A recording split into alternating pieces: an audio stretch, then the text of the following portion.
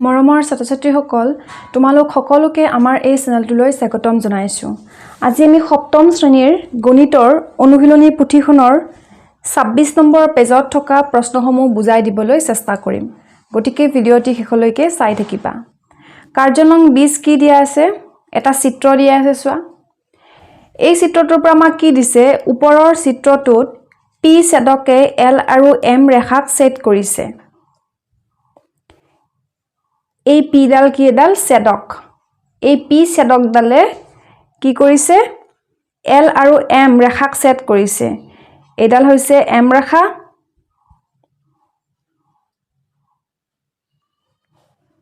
এডাল হৈছে এল ৰেখা। ঠিক আছে, এই ছেদকডালে এই দুডাল ৰেখাত কি কৰিছে? ছেদ কৰিছে। এতিয়া চিত্ৰটোৰ পৰা উলিওৱা। কি উলিয়াব দিছে? 1 নম্বৰটো কৈছে অন্তঃকোণ। এই চিত্ৰটোৰ পৰা অন্তঃকোণ উলিয়াব দিছে। ইয়াত দিয়া আছে চোৱা। কোনবিলাক হ'ব অন্তঃকোণ? এটো চোৱা। কোণ 8 এই কোণটো হ'ব অন্তঃকোণ। 4 কোণটো হ'ব অন্তঃকোণ। এটো 5 কোণটো হ'ব অন্তঃকোণ আৰু এই 6 কোণটো হ'ব অন্তঃকোণ। 2 নম্বৰটো খুদিছে বহিঃ কোণ। বহিঃ কোণ কোনবিলাক হ'ব? এংগল 1 এই 1 নম্বৰ কোণটো বহিঃ কোণ হ'ব, বাহিৰত আছে। এংগল 2,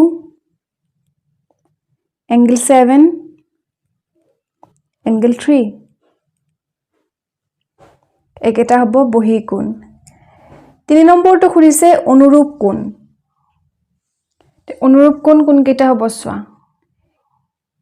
এই 1 নম্বৰ কোণটো আৰু 8 নম্বৰ কোণটো অনুৰূপ কোণ, কাৰণ এই দুটা সমান আছে। গতিকে এংগল 1 আৰু এংগল 8 হ'ব। তাৰ পিছত চোৱা এংগল 2 আৰু এংগল 6। তাৰ পিছত এংগল 5 আৰু এংগল 3।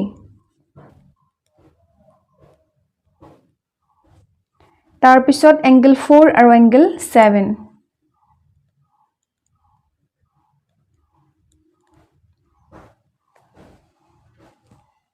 এইকেইটা হ'ল অনুৰূপ কোণ। তাৰ পিছত খুলিছে 4 নম্বৰটো অন্তৱৰ্তী একান্তৰ কোণ। এতিয়া চোৱা কি হ'ব? অন্তৱৰ্তী একান্তৰ কোণ চোৱা। Angle 5, angle 8।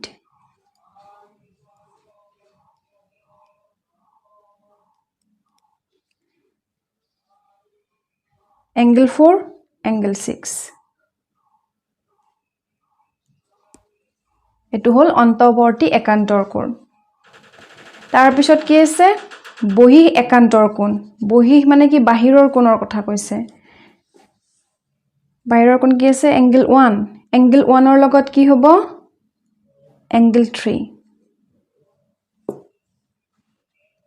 Angle 1, angle 3। তাৰ পিছত কি আছে? এংগল 2 আছে। এংগল 2ৰ লগত কি হ'ব? এংগল 7 হ'ব।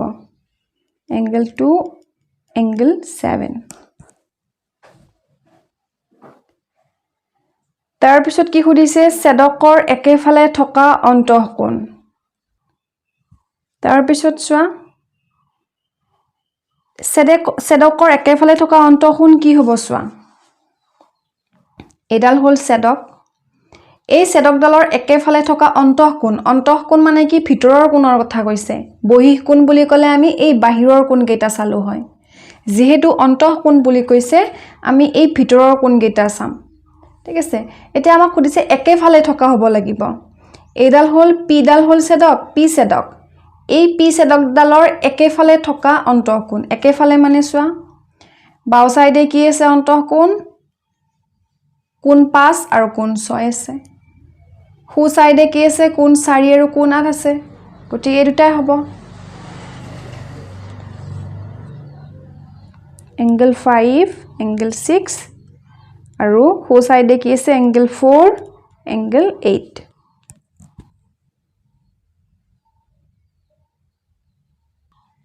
তাৰ পিছত কি আছে? কাৰ্য নং 21 প্ৰমাণ কৰা যে ছেদকৰ একেফালৰ প্ৰত্যেকযোৰ অন্তঃকোণ সম্পূৰক হয়। তে এইটো তোমালোকে কৰিবা।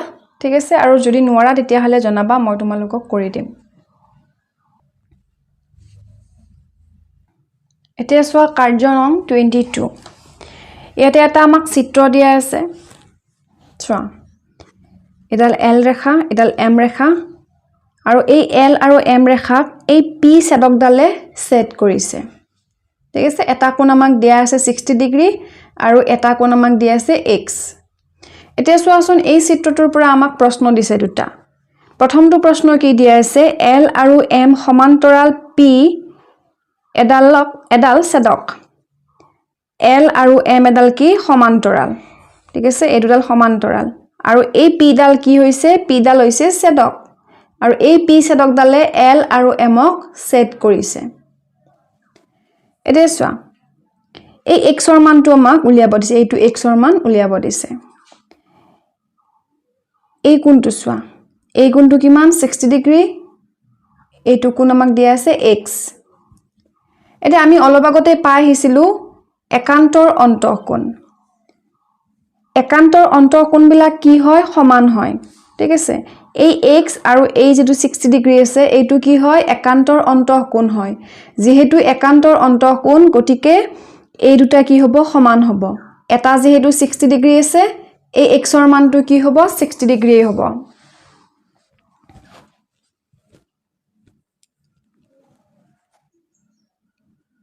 x = 60 ডিগ্ৰী কাৰণটো কি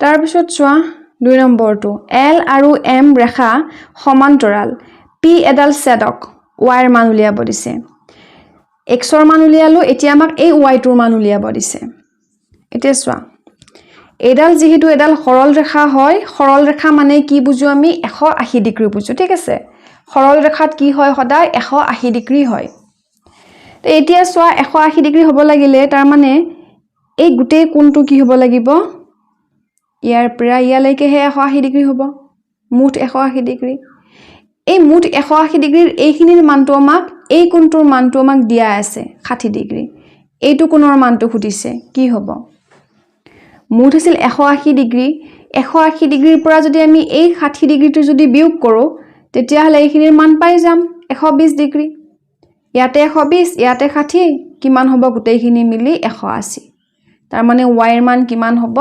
120 ডিগ্ৰী হ'ব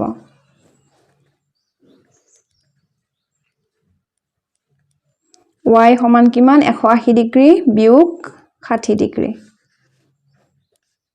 সমান কিমান হ'ল 120 ডিগ্ৰী তাৰ মানে এই কোণটো কিমান পালো আমি 120 ডিগ্ৰী পালো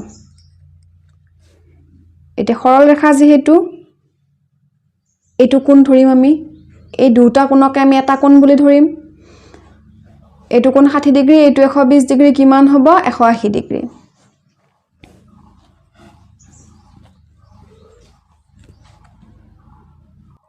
তাৰ পিছত চোৱা এটা চিত্ৰ দিয়া আছে এই চিত্ৰটোত চোৱা এটা হল L ৰেখা এডাল হল M ৰেখা আৰু এই L আৰু M ক দুডাল ছেদকে ছেদ কৰিছে P ছেদকে ছেদ কৰিছে A আৰু B বিন্দুত আৰু S ছেদকডালে ছেদ কৰিছে D আৰু C বিন্দুত ঠিক আছে এটা এই যেটো কোণ আছে এইটো কোণৰ মান দিয়া আছে 70 ডিগ্ৰী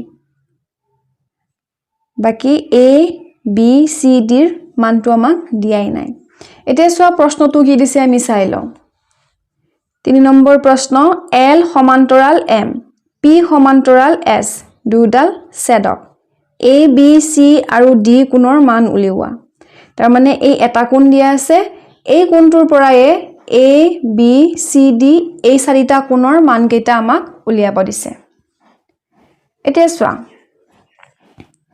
এইটো কোণ আৰু এইটো কোণ এই দুটা কোণ কি একান্তৰ অন্তঃকোণ আমি অলপ আগতে কৰি আহিছো গতিকে এই দুটা কোণ কি হ'ব একান্তৰ অন্তঃকোণ আৰু একান্তৰ অন্তঃকোণ বিলাক কি হয় সমান হয় তো ইয়াত যেহেতু 70 ডিগ্ৰী আছে ধৰি লোৱা এইটো x কোণ ঠিক আছে x বুলি আমি যদি ধৰি লওঁ এই x কোণটো আৰু এই কোণটো কি হয় একান্তৰ অন্তঃকোণ হয় সেইবাবে দুটা সমান হ'ব x কোণটো যেহেতু 70 ডিগ্ৰী দিয়া আছে এই কোণটো কি হ'ব 70 ডিগ্ৰী হ'ব সেইটো মই ধৰি দিছো x কোণ বুলি ঠিক আছে x কোণ মানে কিমান 70 ডিগ্ৰী এতিয়া চোৱা এৰ মান কিমান পাম আমি 70 ডিগ্ৰী পাম কাৰণ কিয় কোণ x আৰু কোণ a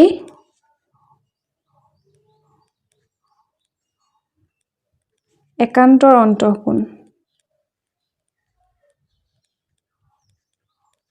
x টো মই ধৰি দিছো ঠিক আছে তোমালোকে একান্তৰ অন্তঃকোণ বুলিও লিখিব পাৰা angle a = 70 ডিগ্ৰী কাৰণ একান্তৰ অন্তঃকোণ তেনেকৈ লিখিব পাৰা তাৰ পিছত আছে b কোণটো এই b কোণটো চোৱা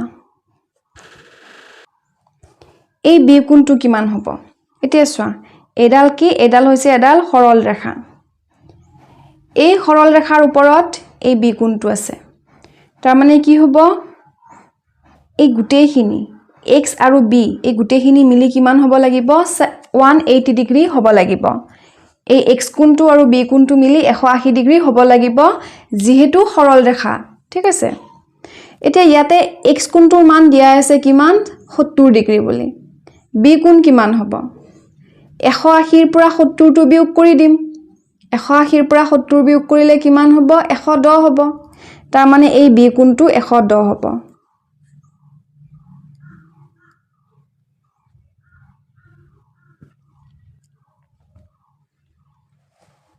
তাৰ পিছত আছে c কোণ এইটো c কোণ চোৱা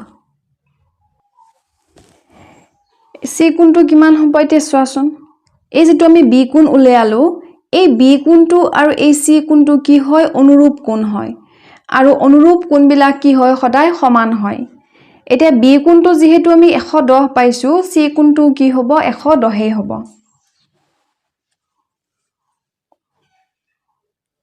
110 ডিগ্ৰী কাৰণ কি কোণ b আৰু কোণ c অনুৰূপ কোণ তাৰ পিছত আছে কোণ d এটো হল কোণ d এতিয়া চোৱা এই কোণ a আৰু কোণ d এইটাও কি হয় অনুৰূপ কোণ হয় যেহেতু অনুৰূপ কোণ a কোণটোৰ মান যিমান পাইছো d কোণটো আমি হিমানেই পাম কোণ a কিমান পাইছো 70 ডিগ্ৰী গতিকে কোণ d কি হ'ব 70 ডিগ্ৰী হ'ব কাৰণ কোণ a আৰু কোণ d কি হয় অনুৰূপ কোণ